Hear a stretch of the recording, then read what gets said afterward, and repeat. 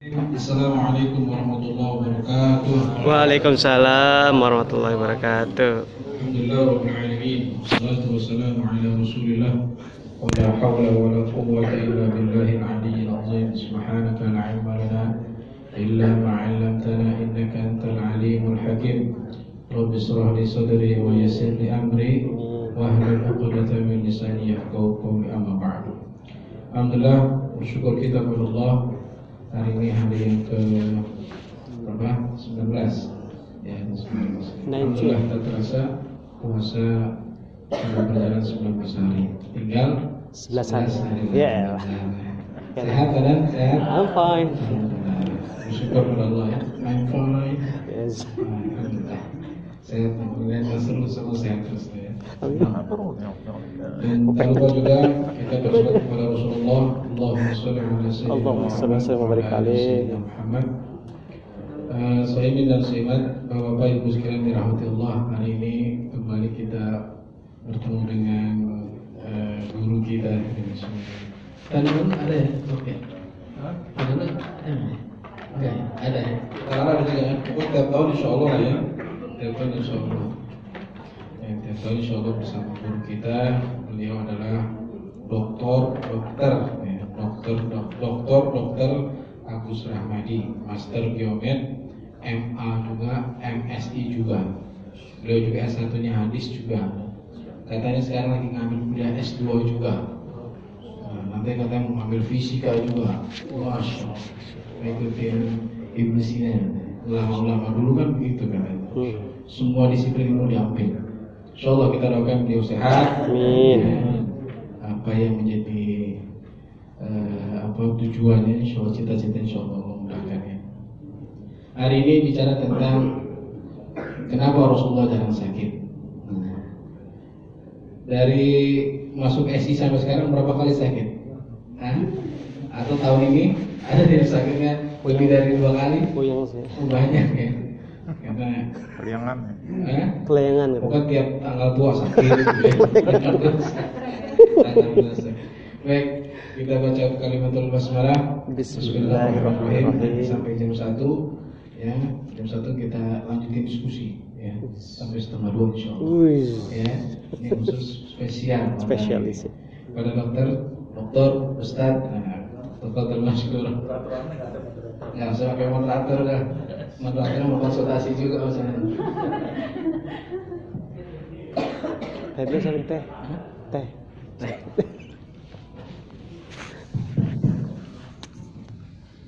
Bismillahirrahmanirrahim. Assalamualaikum warahmatullahi wabarakatuh. Waalaikumsalam warahmatullahi wabarakatuh. Alhamdulillahirabbil alamin. Allahumma sholli ala Muhammad wa ala ali Muhammad, amma ba'd. Senang bisa hadir lagi di Surveyor ya. Biasanya kalau pagi ketemu mahasiswa itu muda-muda semuanya. Ini masih banyak yang muda Pak. Hari ini semangatnya yang muda-muda. Ya. Kita bersyukur pada Allah karena Allah masih berikan begitu banyak nikmat iman, nikmat Islam, dan satu lagi nikmat yang sering kita lupakan yaitu nikmat sehat. Mudah-mudahan yang hadir di sini diberi kesehatan oleh Allah. Amin. Bagi yang sakit mudah-mudahan disembuhkan oleh Allah. Amin. Salawat dan salam kita sampaikan kepada contoh terbaik kita Nabi besar Muhammad Sallallahu Alaihi Wasallam, dan juga para keluarga, para sahabat, para tabi dan juga pengikutnya yang setia. Mudah-mudahan kita bisa mendapatkan syafaatnya di yaumil akhir nanti. Amin ya rabbal alamin. Saya nggak tahu nih materinya kok keren banget nih ya. Kenapa Rasul jarang sakit ya? Ada rencana saya pengen judul berdialog dengan kuman. Nah sebenarnya itu jadi hasil penelitian S3 itu sebenarnya. Jadi saya anggap ini forum S3 ya. Tapi karena judulnya ini ya sudah saya bahas ini ya. Sebelum saya mulai, ini menarik perhatian saya. Kenapa saya tertarik tentang kedokteran yang berasal dari hadis-hadis Rasulullah. Ini cerita dulu sedikit sebelum nanti kenapa Rasul jarang sakit. Dulu waktu saya kuliah S1 saya jurusan tafsir. Itu ada satu hadis yang buat saya ini cukup menarik. Hadis ini mungkin sebagian ustaz tidak menarik, tapi buat saya menarik sekali hadis ini. Hadis ini hadis sahih, ya, bercerita tentang, cukup panjang hadis ini, bercerita tentang kasus pada waktu itu pemilihan siapa pemimpin perang, ya, yang dijadikan pemimpin perang, dan pada waktu itu ditunjuk Ali bin Abi Thalib untuk memimpin perang. Nah, dalam pertemuan itu ternyata Ali tidak hadir. Kemudian Rasul bertanya kepada para sahabat, kemana Ali? Kemudian sahabat menjawab, Ali sedang sakit mata ya Rasulullah. Maka Rasul minta sahabat, tolong hadirkan Ali. Kemudian ini yang menarik buat saya. Apa yang dilakukan Rasulullah ketika ada orang yang sakit mata? Ternyata Rasulullah meludahi matanya Ali bin Abi Thalib dan sembuh sakit matanya. Saya pengen mempraktekkan hadis ini, Pak, Bu. Ini kok nggak ada pas satu pasien pun yang mau saya ludahi gitu kan. Tapi saya penasaran dengan hadis ini. Kenapa diludahi oleh Rasulullah? Ya saya harus eksperimen, karena sebagai seorang dokter saya harus melihat benar nggak sih ini. Karena nggak ada yang mau, ya udah istri saya aja jadi korban. Gitu kan? Karena satu waktu istri saya sakit mata. Wah, kesempatan nih saya mau coba kan begitu kan. Kan harus ada coba kan. Kalau melek nggak mungkin, pas tidur aja gitu kan. Pas tidur saya buka sedikit, saya ludahin, gitu. Habis itu melek marah-marah gitu. Ternyata istri saya sendiri marah-marah juga. Tapi jadi membaik, merahnya berkurang. Wah, menarik ini saya bilang. Ternyata setelah saya pelajari secara fisiologi bahwa air liur manusia itu mengandung satu enzim namanya lisosim. Nah, enzim ini adalah berperan untuk apa? Membunuh kuman. Jadi boleh jadi matanya Ali pada waktu itu karena Ali masih muda, nggak mungkin sakit katarak. Jadi kemungkinan besar, atau buta, nggak ada yang lebih kali buta, kemungkinan sakitnya konjungtivitis, mata merah karena bakteri. Jadi enzim lisosim mengandung antibiotik alamiah, kena mata yang merah, penyebabnya kuman, diludahi, dan akhirnya kumannya mati, akhirnya mata merahnya memudar. Jadi ternyata ini masuk akal. Jadi sakit mata diludahi. Tapi saya ingatkan, jangan habis makan jengkol, pete, sama cabai gitu ya. Ini yang ada jerit-jerit ini orang gitu ya, dan harus dalam keadaan yang bersih. Ini kita belum sikat gigi langsung ludahi, nah itu jadi masalah juga. Tapi ini satu contoh saja. Ada perilaku yang menarik dari kebiasaan Rasulullah dalam mengobati pasiennya. Rasul bukan dokter, tapi ketika ada yang bertanya pada Rasul memberikan solusi. Setiap penyakit ternyata banyak. Ketika saya menyusun sebuah kitab, namanya Kitab Pedoman Pengobatan Nabi, itu banyak sekali penyakit-penyakit yang Rasul rekomendasikan. Misal penyakit diare, Rasul merekomendasikan apa? Madu, kan gitu kan? Sakit jantung, Rasul merekomendasikan kurma beserta biji-bijinya ditumbuk. Sakit radang paru-paru, al-quds al-bahri. Artinya banyak sekali herbal-herbal yang direkomendasikan oleh Rasulullah. Tapi ada satu penyakit yang unik, yaitu sakit apa? Infertilitas primer, susah punya keturunan. Nah ini penting ini. Ya, ternyata biasanya Rasul merekomendasikan tanaman atau makanan atau obat. Tapi untuk orang yang susah punya anak, Rasul merekomendasikannya berbeda. Jadi kalau sahabat datang ke Rasulullah, ya Rasul, saya susah punya anak ya Rasulullah, apa yang harus saya lakukan? Ternyata Rasul hanya meminta dua hal, yaitu apa? Beristighfarlah kamu dan bersedekahlah kamu. Menarik ini. Kenapa? Untuk urusan susah punya anak suruh istighfar sama suruh sedekah. Ternyata unik. Kalau urusan anak itu ternyata itu erat kaitannya dengan Allah langsung. Karena Allah meniupkan ruh, wa nufikha fihi min ruhihi. Ingat kan, ditiupkan ruh. Maka itu untuk punya anak harus ke Allah dulu, ini yang penting.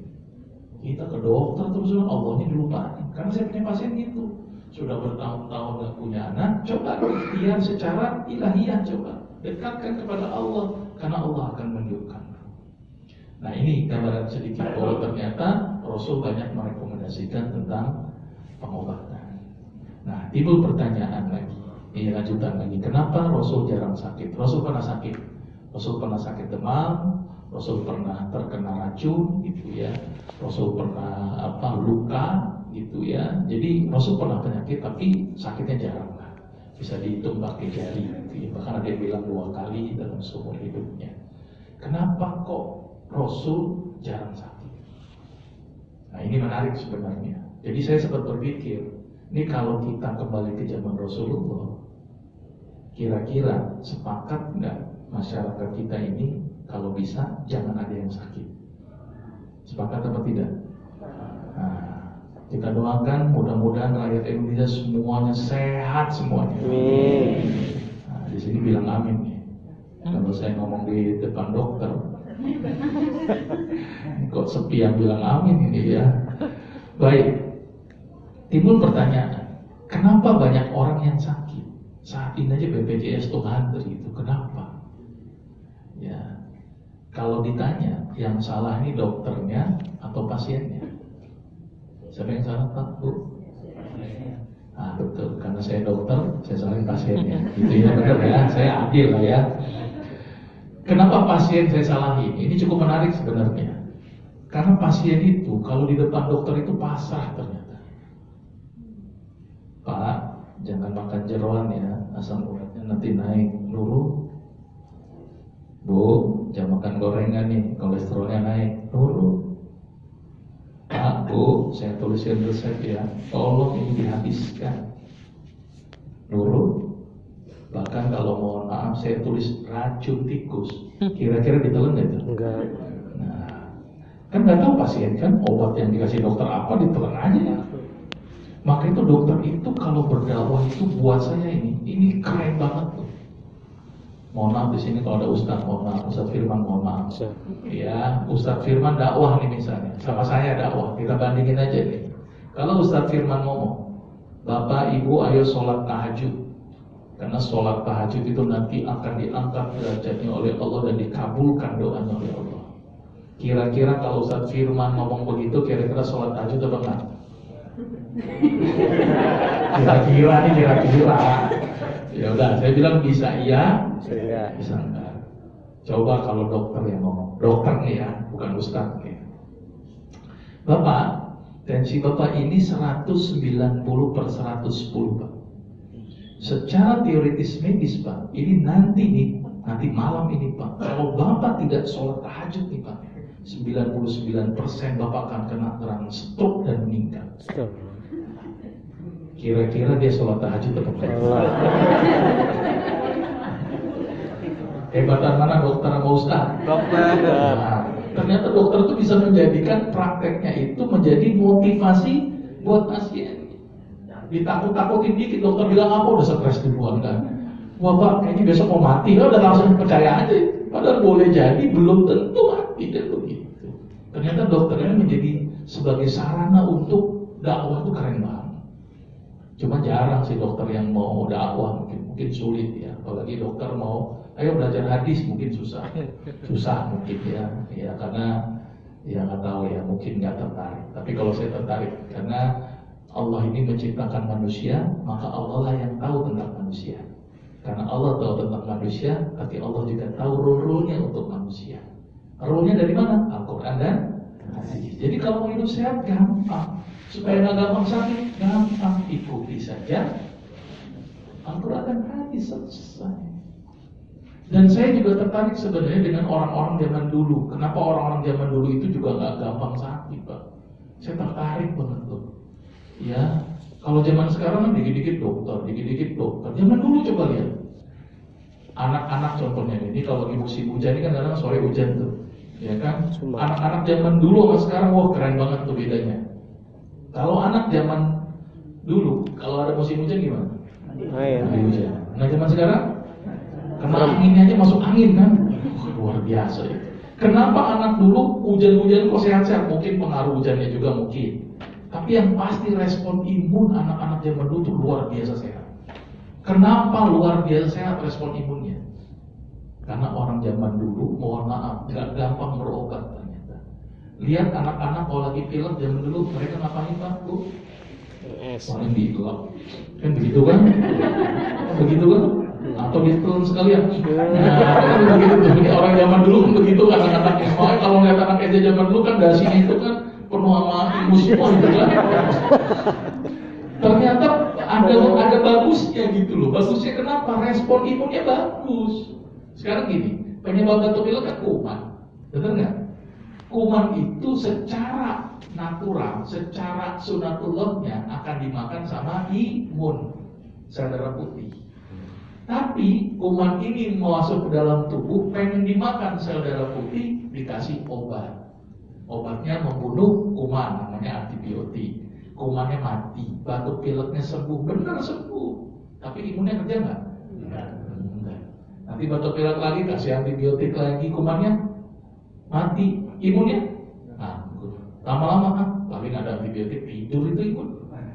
Maka itu kenapa anak-anak zaman dulu tuh luar biasa, karena respon imunnya dilatih. Terus mah kalau sakit nggak boleh berobat dok? Boleh, tapi upayakan yang sederhana dulu. Jangan langsung apa-apa, mohon maaf, obat. Coba cara-cara yang paling sederhana. Anak demam, tempel bawang, kan keren tuh. Iya kan? Kalau orang zaman dulu nggak enak badan, kerokan. Ini kan keren sebenarnya. Ya, mungkin sudah sering dengar saya bicara kerokan, tapi saya bangga mengulang tentang kerokan ini.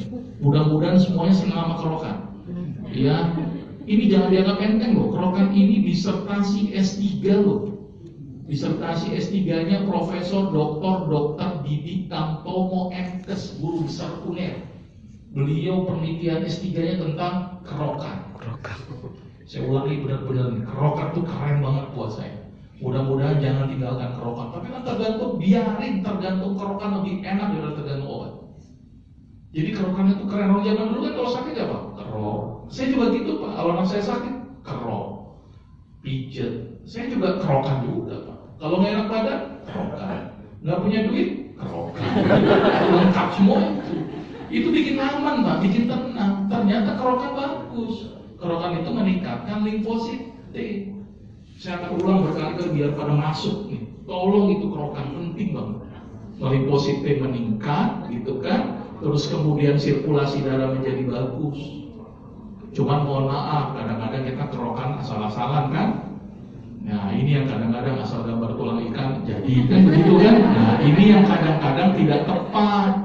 Ya ini saya ulangi lagi nih, tolong kerokan yang paling bagus tuh di sela-sela iga, tulang atas, tulang bawah selaknya, selak ya, gitu ya. Karena di situ tempat ada pembuluh darah tuh yang akan kena. Syukur-syukur yang dikerok kurus Pak, kan enak tuh dapat. Nah yang gendut agak susah itu, gimana? Akhirnya gambar tulang ikan lagi kan, nah, itu satu. Terus yang kedua nggak boleh pakai logam yang terlalu tajam, ya. Pakai yang tumpul gitulah ya. Apalagi pakai pisau itu saya larang gitu ya, itu nekat ya. Terus kemudian satu lagi yang paling penting sebenarnya kerokan itu jadi pengen tahu pasangan kita loh sebenarnya. Kalau lagi istri lagi marah-marah itu kerokannya semangat banget tuh. Kalau lagi enak banget ya. Jadi sebenarnya efeknya banyak sekali gitu dari kerokan. Jadi tolong ini kebiasaan yang sederhana. Tapi artinya respon imun kita harus dilatih dengan cara-cara yang sederhana dulu. Jangan apa-apa obat, apa-apa obat. Saya bukan anti obat. Saya juga membutuhkan obat dalam kasus-kasus tertentu. Tapi berilah kesempatan imun kita untuk bekerja. Maka itu saya tertarik ini ya. Kenapa kita harus mengikuti Rasulullah? Ternyata keren. Kebiasaan-kebiasaan Rasulullah bisa berdampak kepada aspek kesehatan. Dan caranya sederhana. Ayo kita hidupkan sunnah. Sampai-sampai Rasul bilang kan, man ahya sunnati faqad ahabbani, wa man ahabbani kana mai fil jannati. Barang siapa yang menghidupkan sunnahku, berarti dia benar-benar mencintaiku. Dan barang siapa yang mencintai Rasulullah, maka akan bersama Rasulullah di surganya Allah kelak. Maka itu ternyata supaya sehat sederhana, ikuti sunnah-sunnah Rasulullah. Ya, dan zaman Rasulullah terbukti benar-benar sehat sampai ada seorang tabib praktek di Madinah 2 tahun nggak ada pasiennya, akhirnya dia pulang lagi ke Mesir. Ya, hal itu dibuktikan luar biasa sehatnya. Dan ternyata sederhana, ikuti sunnah-sunnah Rasulullah. Sederhana untuk hidup sehat, nggak ribet sebenarnya. Yang ribet kan kitanya sendiri sebenarnya. Nah, coba kita hidupkan sunnah. Ya, sebenarnya sih banyak sunnah-sunnah Rasulullah. Saya mulai dengan yang paling sederhana, yaitu coba dengan tidur yang benar. Tidur dulu deh. Apalagi di bulan Ramadan kan, penyakit paling favorit bulan Ramadan apa? Tidur. Iya, ngantuk kan tuh.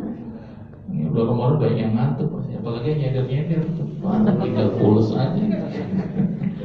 Mohon maaf itu ya. Kalau tidur, ini sebenarnya Ramadan ini menjadikan kita itu kembali kepada fitrah. Fitrahnya kita tuh harusnya ya tidur sama bangunnya pas. Ya. Karena ada hadis yang cukup menarik, kana yaqum naum qabla isya wal haditsa ba'daha. Rasul bilang bahwa kalau tidur ya kalau bisa ya jangan sebelum sholat isya. Itu dilarang. Dan Rasul juga melarang bincang-bincang setelahnya. Jadi kalau gosip dilarang habis sholat isya. Sedangkan kita kan lagi marah tuh, mohon maaf nongkrong-nongkrong, gosip. Nah, padahal Rasul bilang itu dalam hadisnya dilarang tidur sebelum sholat isya dan berbincang-bincang sesudahnya. Kalau tidak ada keperluan tinggalkan. Ternyata kebiasaan tidur ini cukup penting dan ternyata bisa menjadikan obat dengan banyak aspek. Ya. Kita mulai dengan kebiasaan Rasulullah. Gimana tidurnya Rasulullah? Ada yang tahu? Yang pertama gimana? Yang pasti merem dulu Pak. Kalau nggak merem nggak tidur. Ya, satu ini. Yang kedua ini cukup menarik tidurnya Rasulullah. Ya, Rasul itu melarang orang yang tidur tengkurap. Ingat, dilarang itu oleh Rasulullah. Jelas itu hadisnya. Ya, apalagi telentang itu bisa menyebabkan kematian. Telentang, telen obeng, telen kunci. Ya, ingetin ya, jadi nggak boleh telentang ya. Yang paling bagus adalah tidur miring ke kanan. Ada apa tidur miring ke kanan? Kenapa kok ini bagus gitu? Ternyata tidur miring ke kanan bermanfaat dari banyak aspek. Mohon maaf nih, dari aspek ekonomi coba. Tidur miring ke kanan, satu kasur muat berlima. Ya kan betul nggak? Telentang paling 3 udah penuh banget kan? Jadi irit sebenarnya. Ya, dari aspek kerapian rapi loh. Suami kanan, istri kanan, anak kanan rapi. Coba suami kanan, istri kiri, anak nungging, gitu kan? Jadi kerapian dimulai dari tempat tidur dan dari aspek kesehatan. Ini penting Pak. Ketika tidur miring ke kanan, ternyata ada satu organ yang luar biasa. Yang pertama saya akan bahas organ jantung dulu. Ternyata ketika tidur miring ke kanan, jantung letaknya lebih tinggi. Kamu jangan nggak tahu jantung di mana nih? Ada yang tahu jantung di mana? Nah, benar kiri apa kanan nih? Alhamdulillah. Makanya itu kalau ada orang nyeri dada kiri, perlu waspada, jangan-jangan jantung. Bukan di sini saya sakit jantung. Nah, ini jangan benar ya di sini organ. Kalau saya bisa organ ya, ini jantung. Kalau paru-paru gimana Pak? Kanan kiri. Ya. Kalau hati gimana? Tunggu, kalau ibu-ibu sakit hati mana dipegang deh? Oh, sakit hati mana dipegang? Mohon maaf kalau ada orang megang sakit hati di sini, ini ciri-ciri orang nggak punya ilmu. Mohon maaf ya. Hati itu letaknya di sini, kanan Pak. Nih, mayoritas di kanan. Makanya saya sakit hati. Nah ini megangnya benar. Tolong jangan sampai salah ya, jangan malu-malu ini setelah pulang dari sini lupa nih kan. Ini dan hati itu ngeceknya gampang kalau orang punya masalah di hati. Ngeceknya dari mana? Dari mata turun ke hati. Benar itu. Ternyata ngecek orang yang bermasalah di hatinya, lihat matanya. Matanya berwarna merah, kuning. Ya, termasuk badannya juga berwarna kuning. Maka itu jangan bangga. Oh saya kok jadi kuning langsat. Oh kata siapa itu? Jangan penyakit hepatitis itu. Ya, jadi jangan bangga yang berubah kuning. Tapi juga jangan bangga juga tuh berubah jadi warna putih. Kok saya putihan ya? Anemia gitu kan. Nah, Anemia putih salah, kuning salah, hitam gimana dok? Gagal ginjal. Itu gagal ginjal tuh kulitnya hitam loh. Iya, jadi yang paling aman sawo matang aja pak. Asal jangan sawo busuk ya. Saya lupa itu. Nah, kita balik tidur miring ke kanan. Ketika miring ke kanan, jantung letaknya lebih tinggi. Maka ketika jantung lebih tinggi, maka nutrisi ke semua organ menjadi lebih bagus, khususnya ke otak. Dalam keadaan kita duduk, berdiri, otak lebih tinggi dari jantung, benar. Sehingga nutrisi ke otak gimana? Dikit. Ya, karena dia berlawanan dengan gaya gravitasi. Maka itu kenapa orang yang banyak makan, gitu kan? Maka organ yang paling banyak mendapat nutrisi organ apa? Organ yang dekat dengan jantung dan searah dengan gravitasi. Maka itu orang yang banyak makan, yang gendut itu mana duluan pak? Perut. Nggak ada otak yang gendut. Perut duluan. Apa Ustaz Firman Ana nggak nyinggung antum ya? Merasa bersalah gitu loh. Tapi nggak nyinggung Ustaz bener, tapi nggak nyebut sama antum loh. Baik, kalau banyak makan tuh perut duluan yang gendut kan begitu kan? Iya. Karena kenapa? Karena dia searah dengan gravitasi. Nah, dengan dia tidur miring ke kanan adalah nutrisi ke otak menjadi lebih bagus. Maka itu kenapa orang-orang yang tidur miring ke kanan otaknya jauh lebih baik, sirkulasi darahnya, sehingga nutrisi makanan menjadi lebih bagus. Apalagi dia banyak sujud. Ketika sujud kepala lebih rendah daripada jantung. Maka itu salah satu penelitian yang cukup menarik bahwa orang-orang yang melakukan aktivitas sujud dan tidur miring ke kanan EQ-nya jauh lebih bagus. Maka itu ajaklah anak-anak untuk sujud dan tidur miring ke kanan. Itu kanan. Terus kemudian organ hati, organ yang paling berat itu letaknya lebih rendah. Ketika miring ke kiri dia akan menekan lambung yang di sebelah kiri. Maka itu nih hati-hati nih ya, kalau ketika miring ke kiri lambung kita ini kadang-kadang tidak nyaman. Apalagi habis makan, itu biasa bulan Ramadan apa? Habis sahur, sholat, tidur. Nah ini favorit banget ini. Penyakit tidur ini luar biasa nih. Makanya kalau saya ngisi kajian juhur ini alhamdulillah bagus nih. Benar gini Ustaz, duduknya begini, jangan ngamping gini. Ya, karena masjid itu dijadikan tempat untuk tidur ternyata. Coba kalau datang ke masjid itu, penuh dengan orang yang tidur. Ya, kenapa bulan Ramadan banyak yang ngantuk? Ada yang tahu penyebabnya? Pertama, ini saya melihat beberapa kemungkinan. Bisa jadi dia punya penyakit. Penyakit apa yang bikin ngantuk? Diabetes sama penyakit anemia. Atau penyakit gula itu bikin ngantuk. Yang kedua, dia nggak biasa bangun di sepertiga malam. Nggak bisa bangun jam 3, tiba-tiba jam 3 jadi ngantuk. Ya, atau boleh jadi dia rajin ibadah.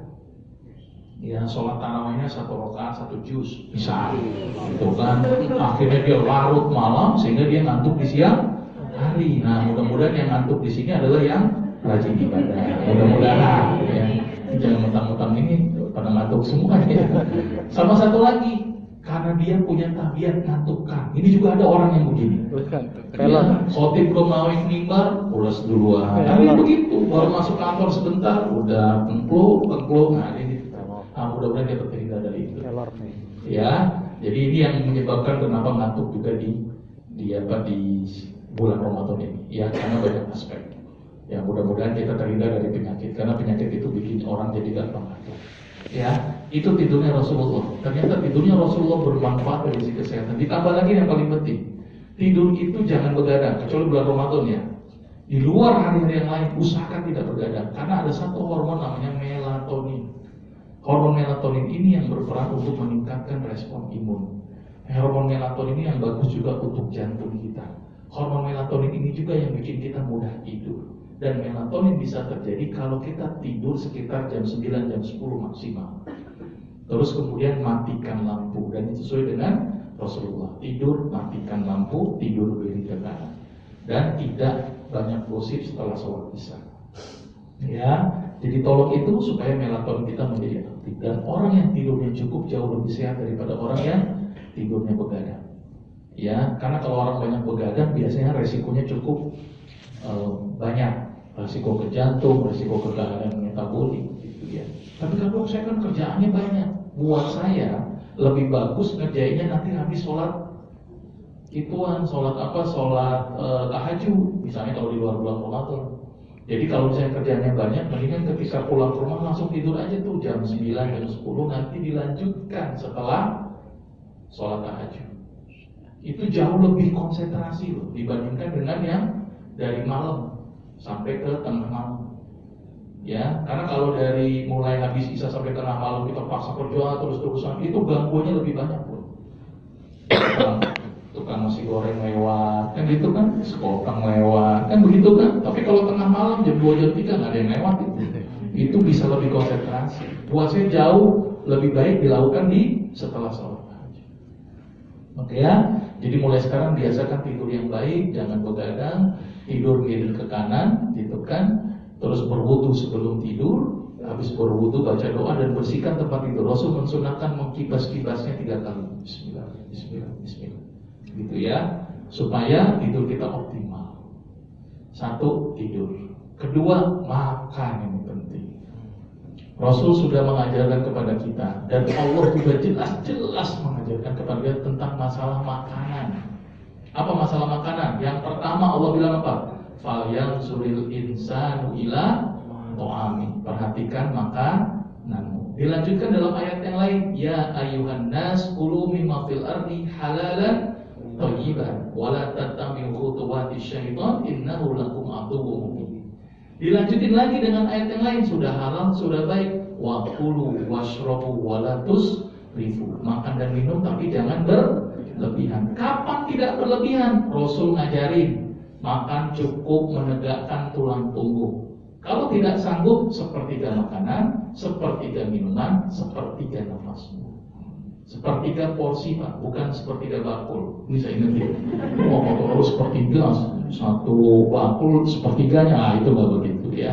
Tolong porsi lambung dibagi 3. Ya, jadi makan sudah diajarkan kepada roda. Ternyata makan ini juga berdampak kepada aspek penyakit. Kenapa ini penting? Karena ternyata ada kebiasaan-kebiasaan satu wilayah yang ternyata itu disebabkan karena makannya menyebabkan satu penyakit tertentu. Jadi kalau saya itu ngadepin pasien itu melihat itu status Pak, itu saya lihat padang, ya kolesterol ini, ketahuan tuh karena kebiasaan makan, mohon maaf tuh lemak terus, rendang terus-terusan. Emang dokter nggak senang, cuma jangan kebanyakan. Kita kadang-kadang pagi rendang, siang rendang, malam rendang, mimpi aja rendang, nggak jadi masalah kan? Jadi full lemak, gitu kan? Harusnya diganti porsi. Ya boleh, tapi jangan berlebihan. Yang kedua, Jogja, apalagi nggak jauh dari diabetes. Jadi ternyata kebiasaan tuh. Jadi orang Jogja mohon maaf, dan angkanya cukup tinggi sekali. Orang Sunda sama orang gitu kan, semua daun dimakan kan, coba daun pintu mau dimakan ya kan. Betawi batu, paling banyak di kasus untuk orang Betawi sakit batu ginjal. Karena kenapa? Karena senang makan jengkol. Jengkol boleh, ya kan? Tapi kalau kebanyakan akan ada namanya asam jengkolat yang akan berdampak kepada penumpukan batu di ginjal. Nah, tolong jangan berlebihan. Maka itu makan yang bagus adalah ikuti cara-cara Rasulullah. Gitu ya. Dan Rasul punya kebiasaan makan pakai 3 jari, ya kan? 3 jari. Kenapa 3 jari? Kenapa nggak 5 jari? Dari sisi penampilan kalau 3 jari enak dilihatnya. Coba 5 jari. Oh gini kan, nggak enak banget dilihatnya. Dan proses enzimatisnya jadi sempurna. Enzimnya pas takarannya dengan 3 jari. Sama satu lagi, Rasul punya kebiasaan meninggikan kaki kanannya, meninggikan atau angkat. Orang bilang warteg gitu ya. Tapi buat saya keren loh, keren banget. Ya, karena ternyata dengan mengangkat kaki begini, dia akan ganjel gini nih, ganjel perut, sehingga makanan yang masuk jadi nggak bisa banyak. Coba kita ganjel perut kita begini, makan banyak, begah. Dan ini juga mengindikatorkan kita ini gendut atau enggak. Ya kan, kalau gendut tuh susah angkat begini. Coba tes aja. Anda nggak nyuruh atuh Ustaz. Anda nggak enak sama atuh Ustaz, atuh dalam depan Ustaz. Jadi nggak enak. Susah itu makan nggak nyampe-nyampe. Biasanya begitu, gitu ya. Itu kebiasaan sederhana, tapi dari sisi kesehatan, wah luar biasa. Apa nih, Ustaz sudah ngeri-ngeri itu sudah lewat jam 1.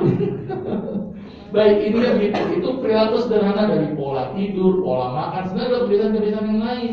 Olahraganya Rasul, terus kemudian senyumnya Rasulullah, bagaimana dia mensikapi segala permasalahan dengan hanya tersenyum. Nah, itu nanti dalam kajian-kajian yang berbeda. Tapi intinya kalau pengen sehat, ikuti Al-Quran dan hadis. Itu ikuti itu. Ya, jadi kesimpulannya kita harus banyak baca Al-Quran dan hadis. Karena kita kadang-kadang sedikit membaca itu. Ya, banyak bacaan yang kadang-kadang tidak perlu, tapi dengan baca Al-Quran dan hadis, insya Allah kita jauh lebih sehat. Jadi kalau pengen sehat, ikutilah Rasulullah. Mulai sekarang belajar tentang kebiasaan-kebiasaan Rasulullah. Apa Ustaz, anak kelewatan 5 menit, selebihnya anak kembalikan ke antum supaya anda nggak banyak nyinggung antum terus gitu lah. Apa gitu ya. Assalamualaikum warahmatullahi wabarakatuh. Assalamualaikum warahmatullahi wabarakatuh. Ibu dulu, ladies first. This first. Ibu. Nah, sini. Siap.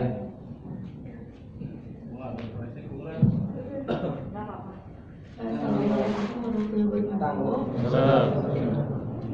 Izin Ustaz mau nanya terkait tadi tidur miring ke kanan ya.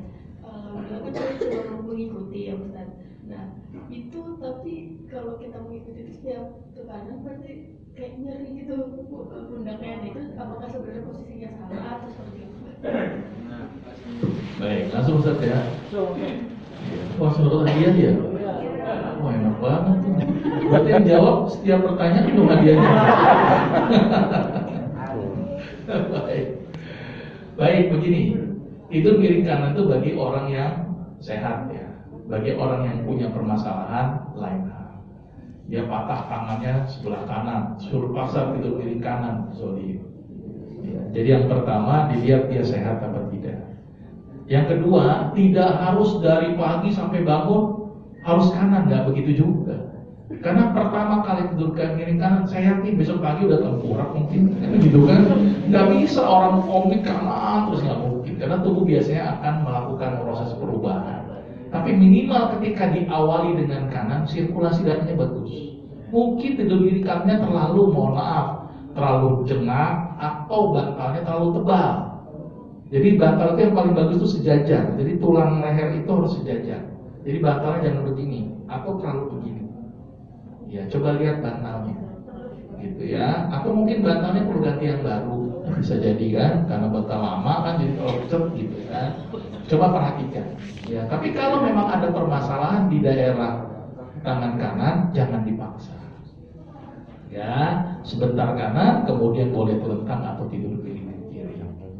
Gitu ya Bu ya. Ibu sudah nikah belum? Coba nikah. Kali lo ya. Semangat tidur piring kanan jadi seger kali lo ya. Kali ya Bu coba ya. Ya, soalnya ini kata Rasulullah nih ya. Orang yang lambat menikah kemungkinan besar dua. Mohon maaf nih, jangan tersinggung nih ya. Yang pertama gitu ya, kalau nggak dia banyak maksiat, punya kelainan. Nah, tinggal memilih maksiat atau kelainan. Gitu ya. Maka itu saya minta cepat nikah. Nih cowok nih kan lebih banyak nih kewajiban loh ini. Tolong nih, ya. Kasihan gitu kan. Setuju ya Bu ya? Jadi tolong nanti ada yang melamar, yang penting dia baik, terima aja. Setuju ya? Saya doakan mudah-mudahan tahun depan sudah menikah. Tolong diingetin Ustaz Firman ya. Kalau belum nikah juga kebangetan nanti ya. Oke ya? Baik. Mudah-mudahan besok udah nikah tidur di rumahnya. Masih boleh satu perusahaan ya. Kalau satu divisi nggak boleh gitu ya. Satu perusahaan kebanyakan. Ya udah, tinggal lihat kiri. Lanjut. Nah, ini saya langsung bawa door prize. Ya, kalau di sini tuh paling enak.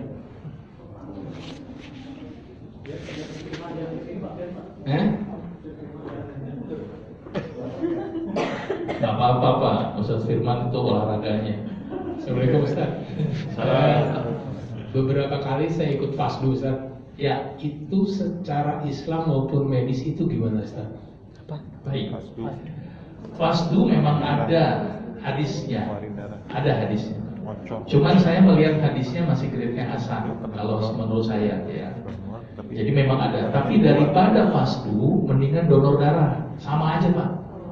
Fasdu itu kan lewat vena, cuman vena kecil. Kalau donor darah lewat vena besar.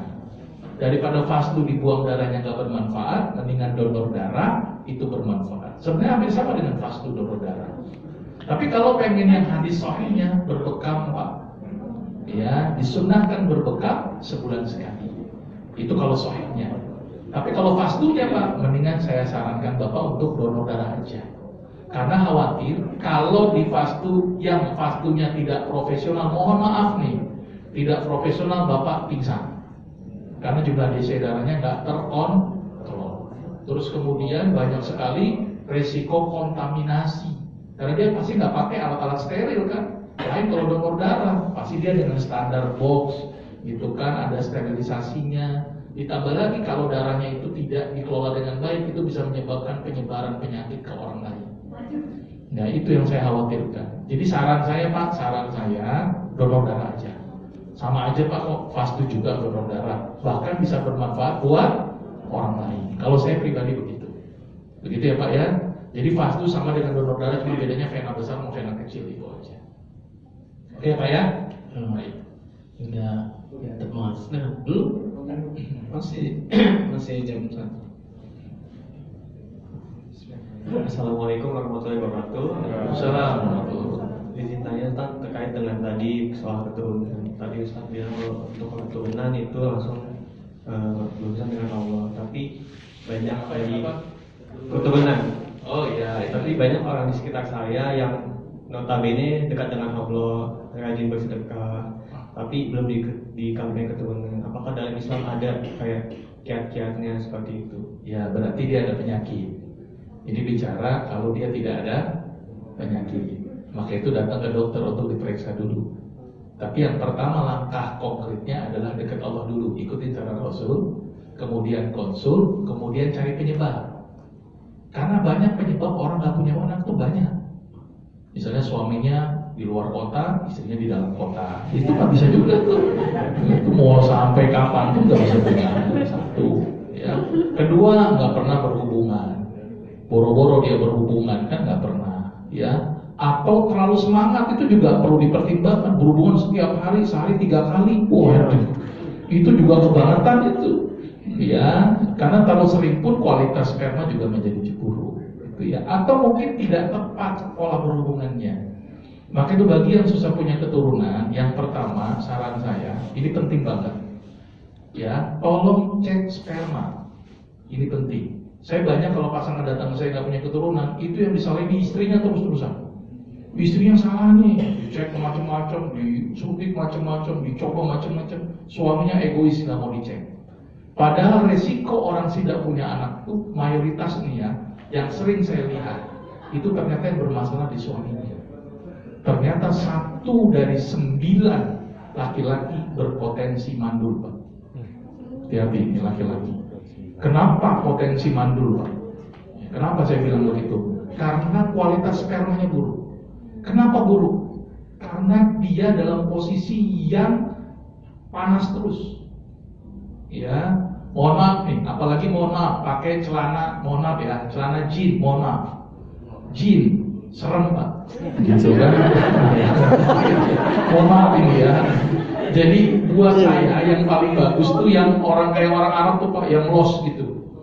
Ya yang itu. Jadi ventilasi udaranya bagus tuh. Ya makanya orang zaman dulu anaknya banyak pakai sarung terus-terusan gitu kan. Nah, boleh aja diusul gitu kan kantor pakai sarung gitu kan. Karena ternyata kalau testis itu nempel dengan tubuh, suhunya itu panas. Maka testis itu harus menggantung. Maka itu melihat kambing kan gantung terus tuh. Luar biasa itu, nggak ada kambing itu yang mandul gitu ya. Jadi tolong biarkan menggantung, itu lebih sehat. Ya Pak, ingat Pak, ya ini penting nih. Ya, karena kasusnya banyak, kasusnya cukup banyak. Itu ya, sambil dicek istrinya ada masalah atau tidak, nanti di USG dan sebagainya. Tapi yang pasti ikhtiar yang kita lakukan adalah itu dulu. Ya ingat banyak sedekah. Kemudian istighfar, itu dulu, baru dilakukan aspek-aspek yang lain, dicari faktor-faktor penyebabnya. Itu ya Pak ya, masalahnya di suaminya atau masalahnya di istrinya, gitu ya. Sama diatur tuh berhubungan. Kalau pada pasien saya atur tuh hubungannya. Saya bikin per 72 jam hubungannya. Jadi diatur pakai kalender. Dan berhubungan yang paling bagus tuh pagi hari, Pak. Ya, serangan fajar itu keren banget. Ya, kalau malam tuh udah capek, lelah, kualitasnya cukup buruk. Telat ngantar. Berarti lebih bangun pagi lagi, Ustaz. Ya, kira-kira begitu. Ya, jadi tolong dicek juga. Oke ya, mudah-mudahan Allah anugerahkan. Ya, tapi kalau misalnya semua dilakukan ternyata aman-aman semua, ya berarti Allah lagi menguji kita, menguji. Jadi penyakit bukan berarti karena kesalahan kita loh, boleh jadi karena Allah ingin menguji kita.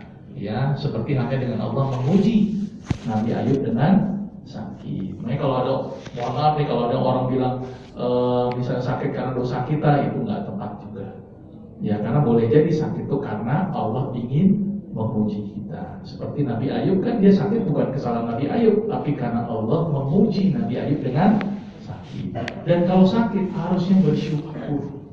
Kenapa? Karena dengan sakit Allah akan hapuskan dosa-dosa kita. Bahkan ada satu penyakit yang kalau kita terkena penyakit itu, dosa kita terhapuskan selama 1 tahun.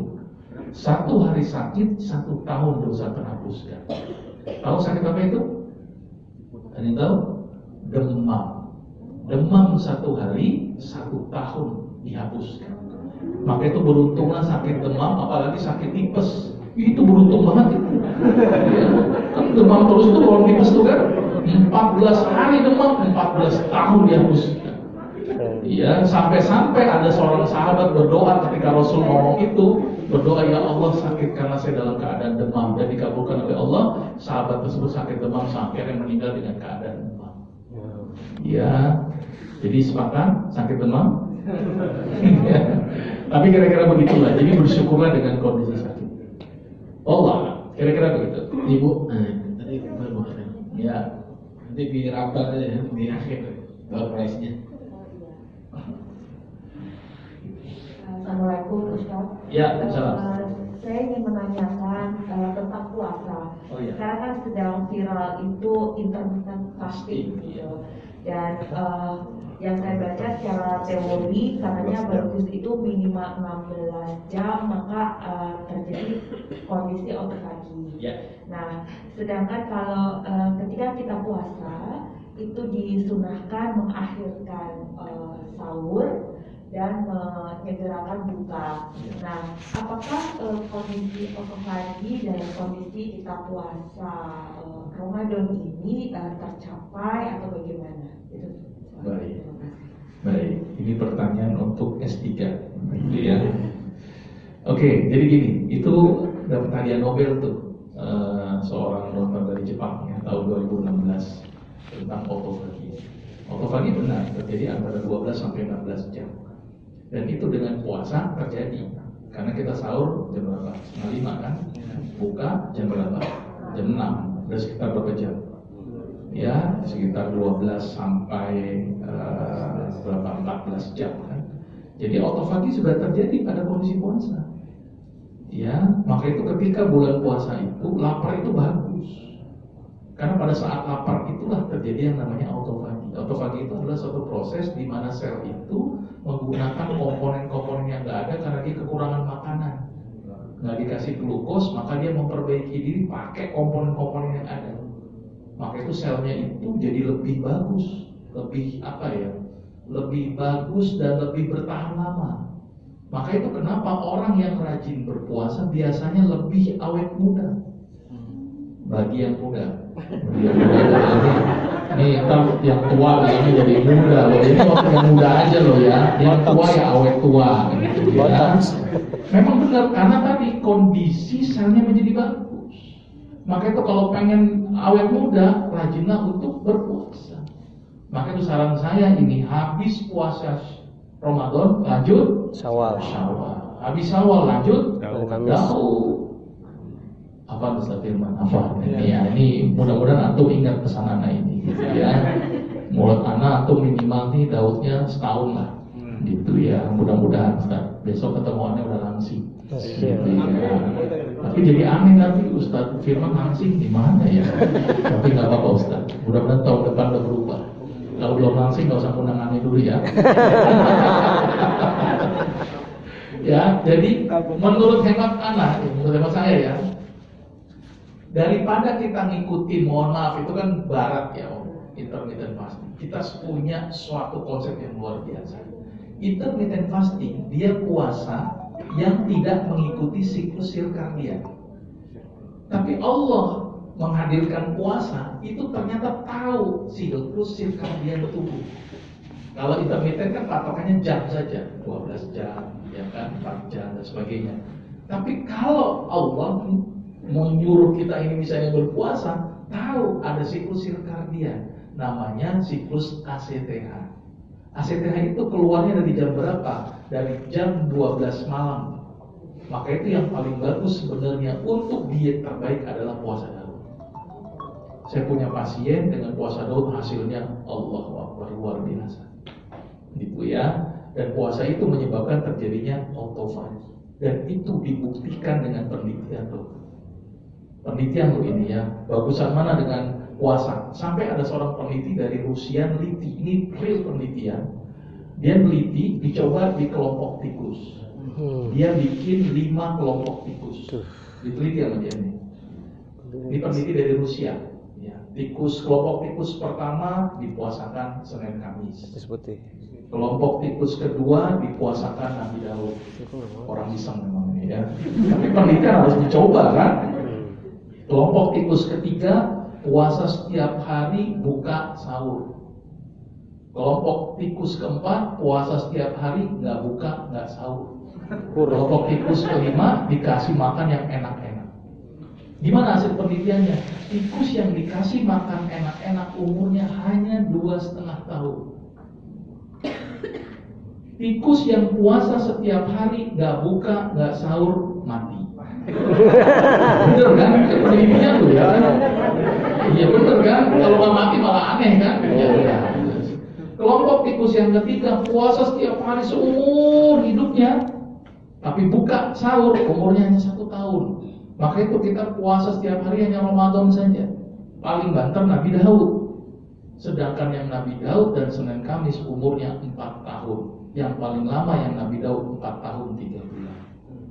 Kesimpulannya apa? Puasa bikin panjang umur. Teorinya apa? Autofagi. Yang kedua, mengaktifasi antioksidan di dalam tubuh.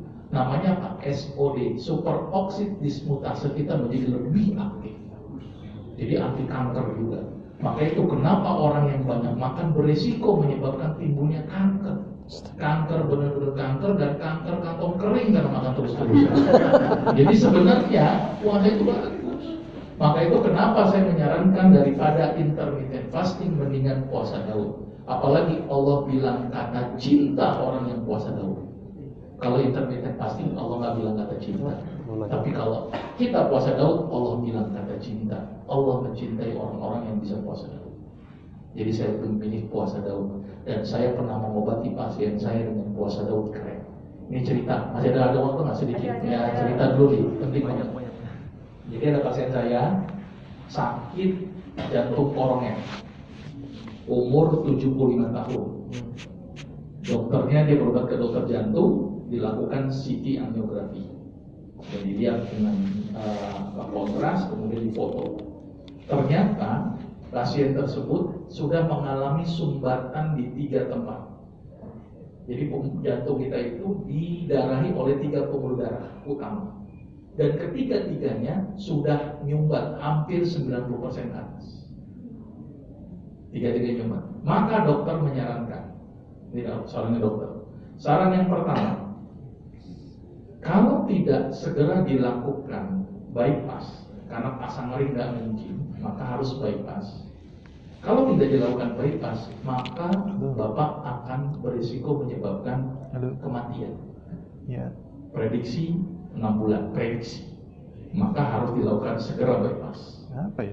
Tapi kalau di bypass, ya kan, resiko mati di meja operasi juga besar. Mengingat umur sudah tua. Jadi pilihan pertama mati, pilihan kedua mati. Kira-kira mau pilih yang mana? Sama-sama mati kan? Akhirnya bingung tuh, dikasih kesempatan untuk mikir 6 bulan. Karena kalau enggak resiko. ya kan? Karena kalau nggak pembuluh darah jantung tidak bisa terdarah. Akhirnya beliau berobat ke saya. Saya mungkin dikenal sebagai terkun kali ya, dokter plus dukun. Gitu ya, jadi datang ke saya, gimana dok? Pilihannya apa pak? Kalau nggak di bypass, mati. Di bypass pun mati. Dan prediksi dokter 6 bulan nih, saya nggak bisa bertahan. Datang ke saya bilang, wah bapak bersyukur. Kok bersyukur dok? Umur bapak jelas, saya bilang begitu. Saya nggak jelas nih kapan matinya. Bapak enak loh, 6 bulan tuh bisa mati jelas gitu loh kan. Jadi kenapa bapak harus stres? Enak, ya kan? Kok gitu dong? Iya, maka itu persiapkanlah untuk mati. Udah 75 tahun mau ngapain lagi? Saya bilang begitu kan. Ya daripada mati di meja operasi karena udah tua, resikonya besar. Ada resiko sembuh, ada juga resiko mati. Lah kalau mati di meja operasi nggak nyempet talkin kan. Nah, jadi kan repot kan. Mendingan pak mati yang 6 bulan, ada yang nalkinin nanti saya bilang. Jadi lebih jelas dan lebih gampang matinya pak. Mati dalam keadaan yang baik. Lagi sholat mati, lagi baca Quran mati, kan lebih enak pak daripada di meja operasi. Tapi sama-sama mati dong. Iya saya bilang. Jadi kita coba persiapkan untuk mati. Akhirnya saya bilang ke bapak itu kita coba. Tapi bukan berarti kita tanpa ikhtiar. Karena Allah menyuruh kita harus ikhtiar. Kita coba ikhtiar dengan cara yang sederhana. Karena dunia medis sudah mengatakan sulit. Kecuali di bypass. Karena di bypass pun juga menjadi resiko. Akhirnya kita ikutin program saya. Salah satu program yang saya berikan, yang pertama dia saya wajibkan puasa dahulu. Baca Al-Quran 2 juz per hari. Ya, sholat tahajud nggak boleh tinggal. Sama makanannya saya atur. Ya, minyak-minyak, santan-santan stop. Ayam, daging, jeroan, seafood, tong, seng stop. Gitu ya. Resiko kan makan tong sama seng kan. Ya, jadi saya suruh stop dulu ya. Terus makannya apa? Sayur yang banyak. Nasi sedikit, sayur yang banyak. Nasi paling 5 sendok, sayur sepanci. Saya bilang begitu ya. Jadi harus banyakin sayur. Ya, coba jalankan itu. Kalau proteinnya dari mana? Ikan tawar dan putih telur saya rekomendasikan. Karena itu yang paling aman. Ya, kita evaluasi. Obat kimia saya turunkan sedikit, saya kombinasi dengan herbal. Ya, terus kemudian saya suruh kontrol. Minggu pertama, alhamdulillah masih hidup, ya kan? Minggu kedua, alhamdulillah masih hidup juga. Sebulan masih hidup, 6 bulan ini saya khawatir. Ya, apa yang terjadi setelah 6 bulan? Ternyata bapak itu masih datang ke saya. Saya bilang, Pak masih hidup ya Pak. Udah mati-mati loh ini kan. Prediksi kan 6 bulan udah mati-mati kan. Kok bisa Pak? Nggak tahu dok, alhamdulillah kok bisa bertahan sampai sejauh ini. Dia masih kontrol ke dokter jantung. Dan ketika dia bisa bertahan hidup, dia nazar. Kalau saya bisa bertahan hidup nih sampai dalam waktu tertentu yang ditetapkan dokter, dia mau pergi umroh. Ya, akhirnya setelah dia 6 bulan, dia bilang mau pergi umroh. Tapi semua dokter jantungnya melarang untuk pergi umroh karena resiko. Bahkan seluruh keluarganya pun melarang juga untuk pergi umroh. Akhirnya dia bilang ke keluarganya, saya punya satu dokter yang ngobatin saya juga loh. Kita minta pendapat dokter Agus. Kalau dokter Agus melarang umroh, maka saya nggak umroh. Tapi kalau dokter Agus nyuruh umroh, maka harus umroh. Sepakat nggak? Sepakat. Akhirnya seluruh keluarga datang ke tempat praktek saya. Bisa bayangin nggak tuh? Tempat saya itu penuh banget sama keluarga Indah doang untuk menentukan umroh apa enggak. Saya bilang, Pak, keluarga yang ngomong ini gimana dong, mau umroh apa enggak? Saya bilang di awal loh ya, Bapak kesini kan pilihannya cuma apa? Mati dan mati. Jadi sebenarnya Pak, ini kesempatan mati di sana Pak, saya bilang. Jadi buat saya umroh aja Pak, ini keren loh mati di Mekah. Saya bilang begitu kan, semuanya kan. Tapi udah disepakati tuh kemarin. Udah pokoknya kalau lu terus bilang beliau umroh. Akhirnya Bapak itu umroh. Ya kan? Dengan berat karena udah janji kan. Saya bilang umroh ini kesempatan saya, emang Bapak mau umur berapa lagi gitu kan? nggak mungkin 1000 tahun kan gitu kan. Ya terus mau apa hidupnya dia kalau kecuali untuk mencari amal kan. Dan sekali lagi, untuk mati bukan gara-gara penyakit. Belum tentu orang mati gara-gara penyakit. Ada orang yang cuma sakit gigi, tetanus, meninggal ada. Kena pinggiran pintu, lecet, tetanus, meninggal ada. Ada orang ketiban pensil, meninggal juga ada. Pensilnya setrek, gitu kan, mati juga kan. Artinya potensi mati tidak hanya gara-gara penyakit. Jadi kenapa harus takut? Sudah umroh saja. Walaupun malam mati, wah mati deh. Ya nggak mati saya bilang, karena udah nggak mungkin dia melakukan aktivitas. Tapi udah di kesempatan saya bilang. Orang bapak mau nyari apa lagi sih umur-umur segini kalau kita nggak ngumpulin amal bekal akhirat. Akhirnya bapak itu umroh. Keluarganya udah ketar-ketir aja tuh, udah beli peti mati, beli macam-macam tuh kan, udah siap aja tuh karena kondisi yang cukup buruk gitu kan. Tapi apa yang terjadi? Allahu Akbar, saya nggak nyangka gitu ya. Ternyata bapak itu bisa pulang dari Mekah dalam kondisi yang sehat. Ketemu saya, dok, saya nggak jadi mati dok. Ya, dia bawa oleh-oleh banyak sekali, tapi saya sebagai seorang dokter bingung pak, kok bisa ya nggak mati-mati? Maka saya harus melakukan pemeriksaan ulang. Saya cek lagi CT angiografinya. Ya, saya bandingkan yang lama sama yang baru. Apa yang terjadi? Ini keren banget. Ternyata ketika hasil angiografi yang terbaru itu ada pembuluh darah kecil yang tumbuh baru. Namanya angiogenesis dalam istilah kedokteran. Ibarat ada jalan utamanya macet, bumpat, ada jalan tikus. Dan itu banyak pembuluh darah yang menuju ke daerah situ.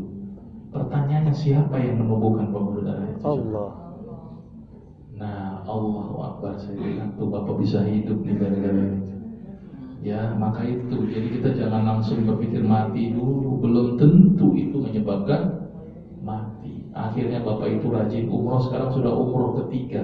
Enggak mati-mati juga, ya kan? Sampai bingung saya tuh, ya udah bertahan hidup dia.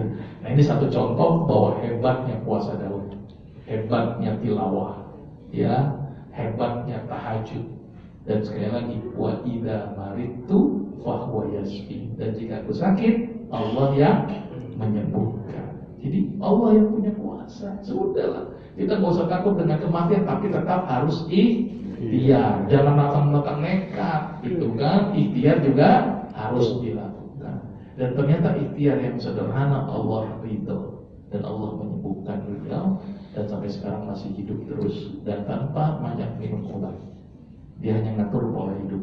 Makanya saya ngajak puasa Daud. Keren banget. Ya. Dan bisa autofagi awet muda, bisa bikin plak-plak jadi bagus, perangsang pertumbuhan.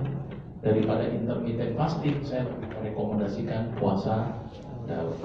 Mudah-mudahan bermanfaat Ustaz Firman, dan mudah-mudahan menjadi motivasi antum untuk puasa Daud. Gitu ya. Akhiri, assalamualaikum warahmatullahi wabarakatuh. Terima kasih banyak Dr. Agus sudah menyampaikan nasihat, informasinya tentang hidup sehat ala Rasulullah. Insyaallah besok kita akan bertemu dengan Syekh dari Palestina, Syekh Ahmad Sharif Muhammad Minwer. Jadi Ustaz Ulil beliau izin karena diminta untuk pendampingan buat umroh, dan kita majukan insyaallah besok bersama dari Amanat Takaful akan hadir Syekh Ahmad Sharif Muhammad Minwer dari Palestina. Beliau juga peneliti hadis, beliau juga pengajar Quran. Insyaallah sekaligus kita penggalangan dana buat saudara-saudara kita yang di Palestina. Ajak lagi lebih banyak orang untuk bisa berbuat baik di bulan suci Ramadan dengan membantu saudara kita di Palestina maupun khusus Gaza. Terima kasih sekali lagi buat Dr. Agus. Insyaallah mudah-mudahan Allah berikan kesehatan selalu ya. Dan insyaallah tahun depan ketemu kita lagi. Saya foto berdua nih. Baik, kita sama-sama tutup dengan doa penutup majelis. Subhanallahumma wa bihamdika asyhadu an la ilaha illa anta astaghfiruka wa atubu ilaik. Nah, ini challenge buat saya di tahun depan. Buat Bu yang belum dari siapa tadi?